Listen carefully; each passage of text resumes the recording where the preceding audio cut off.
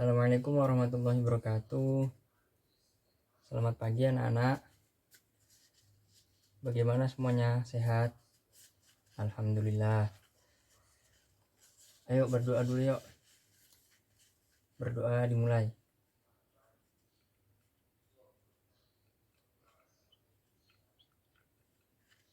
Selesai. Baik, bertemu lagi sama Bapak ya. Yang pada pertemuan sebelumnya kita sudah membahas mengenai pengertian surat dinas dan surat pribadi, kemudian strukturnya.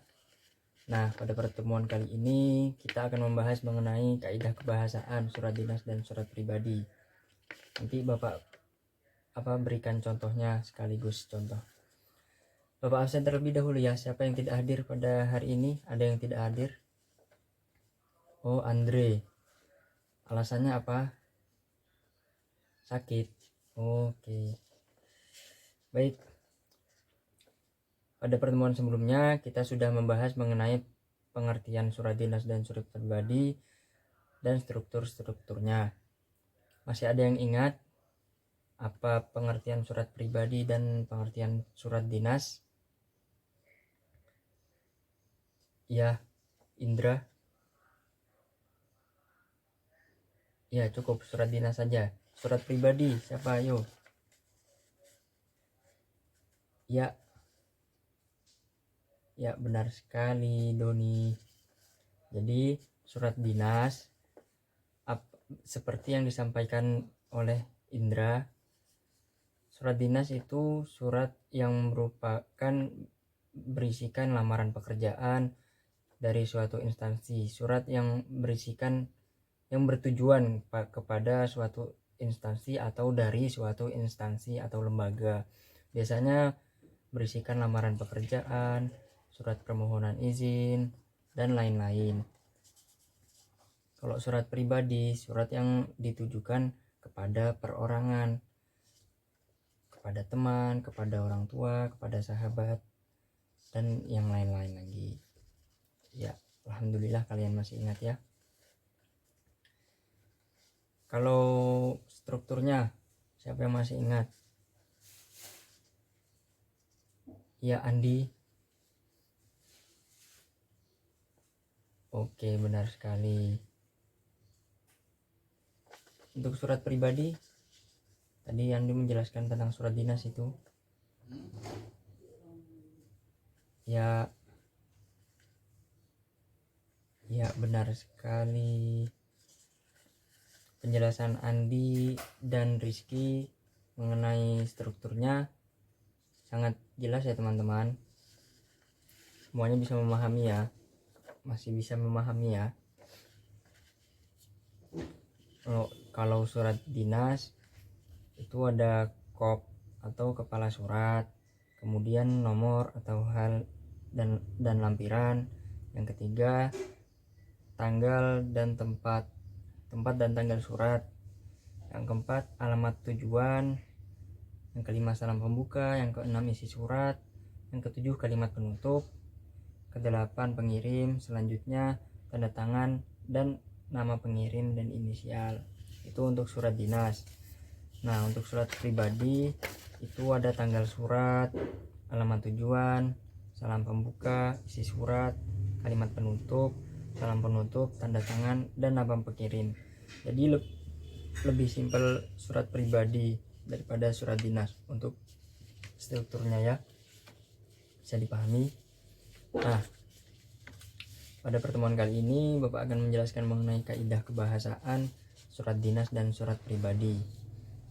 Untuk surat dinas sendiri, kebahasaan isi dari surat dinas itu berisikan bahasa-bahasa yang baku, bahasa yang formal.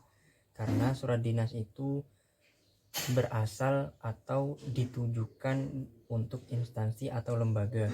Jadi kita dapat menerima surat dari instansi atau lembaga tersebut, atau kita mengirimkan surat untuk instansi atau lembaga tersebut.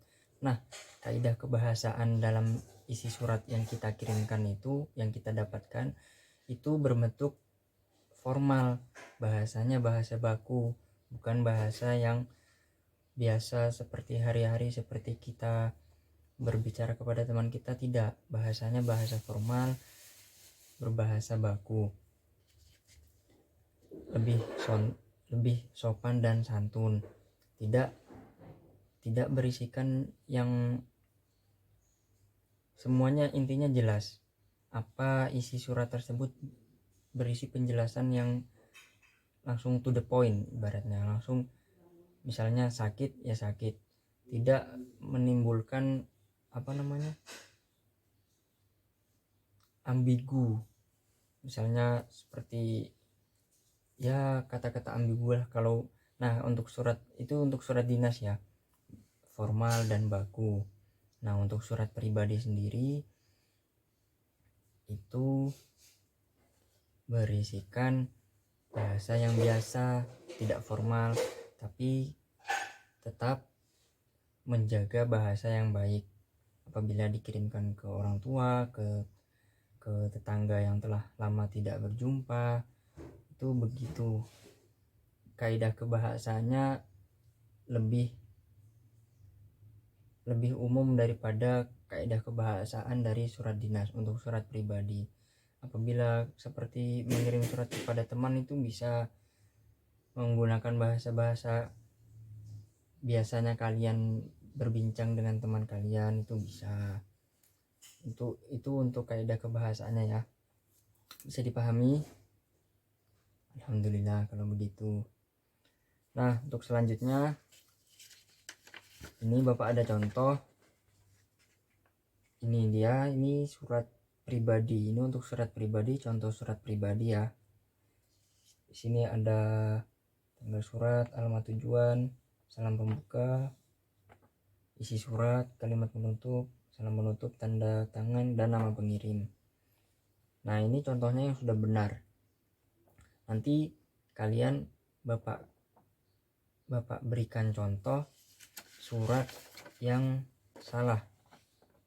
Ini surat dinas, contoh dari surat dinas. Di sini ada kop, tempat, tanggal surat, halaman, nomor dan halampiran, alamat tujuan, salam pembuka, isi surat, kalimat penutup, pengirim, tanda tangan, nama pengirim, dan inisial. Nah, Bapak akan memberikan kalian contoh dua surat ini yang salah, dan kalian membenarkan. Sebelum membenarkan, kalian identifikasi terlebih dahulu.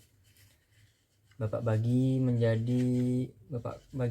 berkelompok ya, isinya 4 orang, mulai dari absen 1, 2, 3, 4, nah seterusnya 4, 5, 6, 7, seterusnya 1, 2, 3, 4, 5, 6, 7, 8, seterusnya 4 orang ya.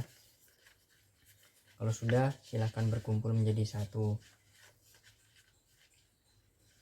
Sudah? Oke. Untuk tugas yang pertama ini ya, kalian identifikasi terlebih dahulu surat-surat yang salah itu, kemudian kalian kumpulkan. Sudah? Oke. Nah, untuk tugas yang kedua, tetap di kelompok yang sama, kalian mengerjakan membuat surat pribadi dan surat dinas. Kalian kan berempat, jadi dua-dua untuk satu kelompok bisa mengerjakan surat pribadi dan surat dinas. Masing-masing kelompok 2 surat ya. Kalian tulis, setelah itu nanti perwakilan kelompok kalian bisa mempresentasikan hasilnya di depan. Oke, kalau begitu silahkan dikerjakan ya.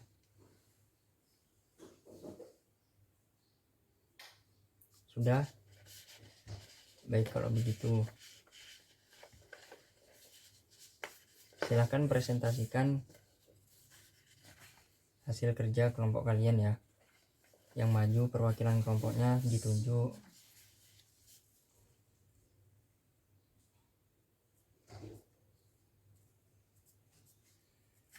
Ya, terima kasih buat kalian semua yang sudah mempresentasikan pengerjaan surat dinas dan surat pribadi mewakili kelompok kalian. Presentasi yang cukup bagus. Bagi yang sudah Bagi yang tidak melakukan presentasi, kalian tadi bisa mengevaluasi, bisa menilai apa yang sudah dipresentasikan oleh teman kalian di depan tadi. Baik, pembelajaran pada hari ini cukup sampai di sini. Untuk mengenai surat pribadi dan surat dinas, kalian seharusnya sudah lebih paham tentang surat pribadi dan surat dinas. Untuk surat dinas, surat yang ditujukan untuk instansi atau lembaga, atau dari lembaga atau dari instansi, bentuknya baku, formal, biasanya berisikan lamaran pekerjaan, surat izin sakit, dan lain-lain, surat undangan, seperti itu. Nah, kalau surat pribadi biasanya berisikan cerita-cerita rasa rindu, begitu kan.